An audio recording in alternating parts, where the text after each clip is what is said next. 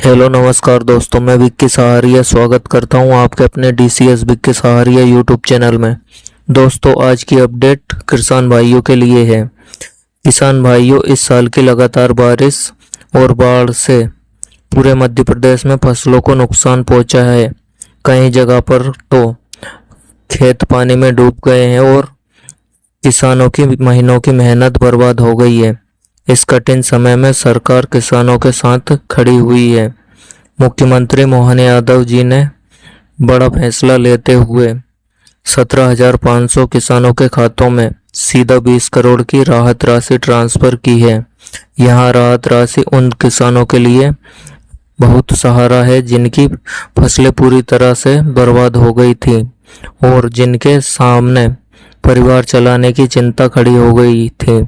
सरकार का कहना है कि किसान ही देश की रीढ़ है और उनके नुकसान की भरपाई करना सरकार की जिम्मेदारी है। यह कदम न सिर्फ किसानों को आर्थिक मदद देगा बल्कि उन्हें फिर से खेती करने और अपनी जिंदगी को पटरी पर लाने का हौसला भी देगा।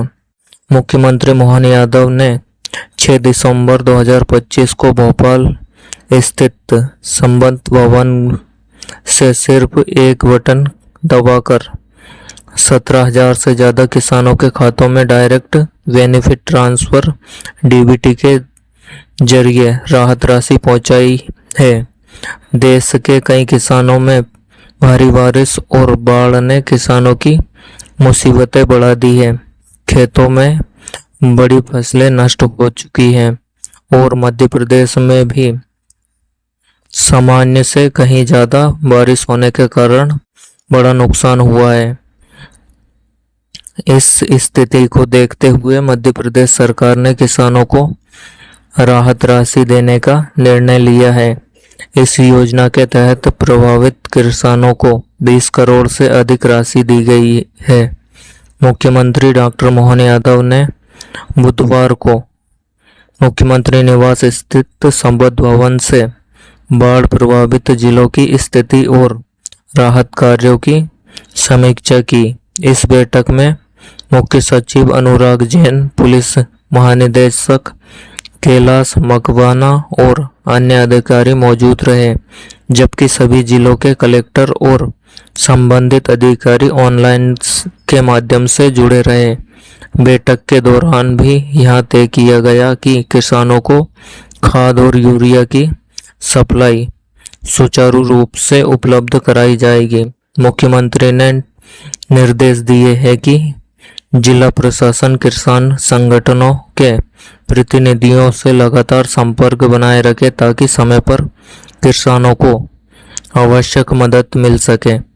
राहत राशि वितरण का मुख्य उद्देश्य प्राकृतिक आपदा से प्रभावित किसानों को समय पर आर्थिक सहायता प्रदान करना है।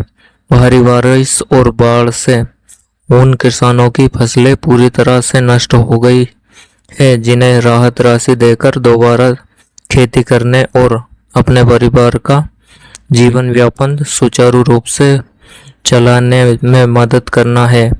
इस योजना का मकसद है मुख्यमंत्री डॉक्टर मोहन यादव ने डीबीटी डायरेक्ट बेनिफिशियरी ट्रांसफर के माध्यम से राहत राशि सीधे किसानों के खातों में पहुंचाकर यहां सुनिश्चित किया है कि सहायता पारदर्शी और बिना किसी बिचौलिया के किसानों तक पहुंचे। इस योजना से किसानों को न केवल आर्थिक राहत मिलेगी बल्कि उनके मन में यह भरोसा भी बढ़ेगा कि सरकार मुश्किल घड़ी में उनके साथ खड़ी हुई है। क्या आप जानते हैं कि इस साल 1 जून से 2 सितंबर तक प्रदेश में कुल 971.5 38.24 इंची बारिश दर्ज की गई है। औसत से करीब 21% ज़्यादा है। प्रदेश के 22 जिलों में सामान्य से अधिक बारिश हुई है, जिनमें भिंड, छतरपुर, शिवपुरी, ग्वालियर, नीमच, मुरैना, अशोकनगर, अलीराजपुर, सिंगरौली, राजगढ़, मंडला, सीधी, टीकमगढ़, गुना, नरसिंहपुर, दतिया, रतलाम, उमरिया, रायसेन और सिवनी सम्मिलित है। इनमें से गुना, मंडला, शिवपुरी, रायसेन और अशोकनगर जैसे जिले हैं जहां सबसे ज्यादा बारिश दर्ज की गई है। मुख्यमंत्री मोहन यादव की अध्यक्षता में हुई बैठक में यहां निर्णय लिया गया कि बाढ़ से प्रभावित 17,500 किसानों को आर्थिक सहायता दी जाएगी, जिसके लिए करोड़ों की राहत राशि स्वीकृत की गई।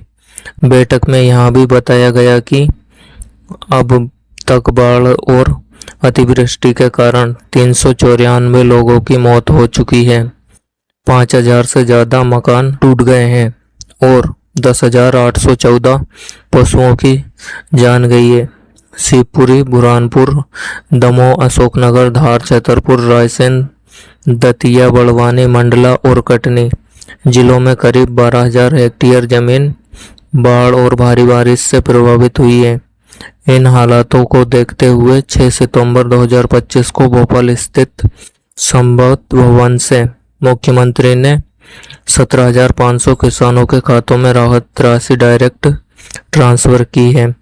अगर आपकी फसल भी अतिवृष्टि या बाढ़ से खराब हुई और आपने पीएम फसल बीमा योजना में रजिस्ट्रेशन करवाया है तो आपको भी राहत राशि मिल सकती है।